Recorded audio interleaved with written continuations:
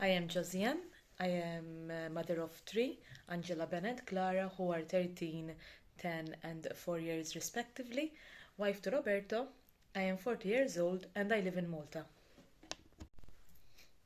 Okay, so my journey into the crafting world started many years ago. I was very young actually. I used to do many different things. I used to do shadow box frames like the one you're seeing there. I used to do a lot of crochet. I used to develop a lot of my skills. And as I went along, I started looking into the world of jewelry making. Way back 10 years ago, I started a bit playing around with polymer clay and stainless steel and wire wrapping, beads, etc. However, around 5 years down the line, I started feeling again the need to look into something I had always had a passion for, although I never had tried it, but I was always interested in something that is called filigree, okay? It's a technique in jewelry making, but I always loved the idea and watched videos of how it's produced, etc. Cutting a long story short, after I have tried to work a little bit on my own and learn on my own, I was finding difficulty actually in being able to do it on my own because you need someone who teaches you that this kind of particular skill in silversmithing. So I attended a course. So what started as a self-taught journey, obviously then ended up with me being able to create because I was being followed and tutored and so sort of following someone who was following me.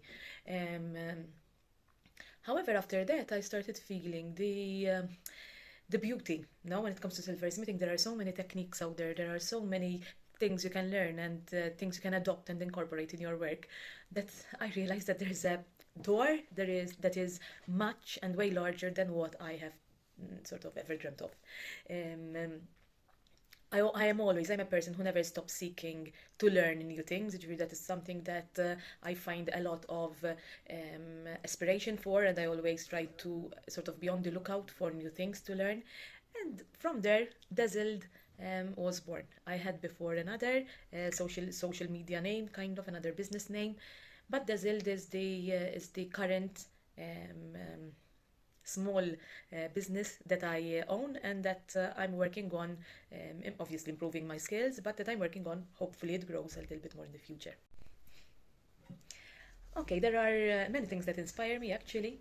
I don't have a favorite color because I believe each color is important and has its own beauty. So for me, when they ask me which color is your favorite, I don't really have one. I find inspiration in nature and sea, for example, and walking here. We have a woodland called Busquet. It's a place where I find a lot of inspiration. There's also another place I really like. It's called Shroblagin in Marsaxlokk in the Silch area. These are the places where I feel I can connect. I feel I can ground myself. I feel I can breathe, and that's where I draw mostly my inspiration from. However, I do have other things that do inspire me. First of all, it's my husband. There is no doubt about that, and also my kids. They keep me on my tiptoes, not only to create new things, but the eldest one and the middle one, being a little bit now more aware of what I do and what my current job is and what I'm passionate about, they do give me a lot of feedback, apart from requests, of course. um, so I find them to be a way where I can sort of draw my inspiration from. Sometimes they're doing something silly between them, or they're playing with something in particular, or the way they relate. I inspire and I fuel myself from what they bring along during the day, or when we're working on some other craft together.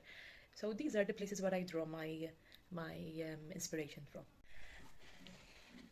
Okay, this is my favorite question. I have two quotes actually. One is "Do small things with great love," and this has been a quote that my husband and we even inscribed inside our wedding rings, because yes, each small thing that we do can pass a lot of messages, and it's something that stays with me a lot, even when I'm in very difficult moments. I try to keep it as my focus. And then there's another quote from a film which says, "In a world where you can be anything, choose to be kind." And first of all, it reminds me in my years as a teacher, because I used to sort of we used to use this film to discuss certain issues that comes up in our lives. Um, uh, and apart from that, I also now have it as part of my whole marking system. And ABK stands for Angela Bennett Clara. But also, as it happens, for the term always be kind, and a shorter version of it would be always be kind.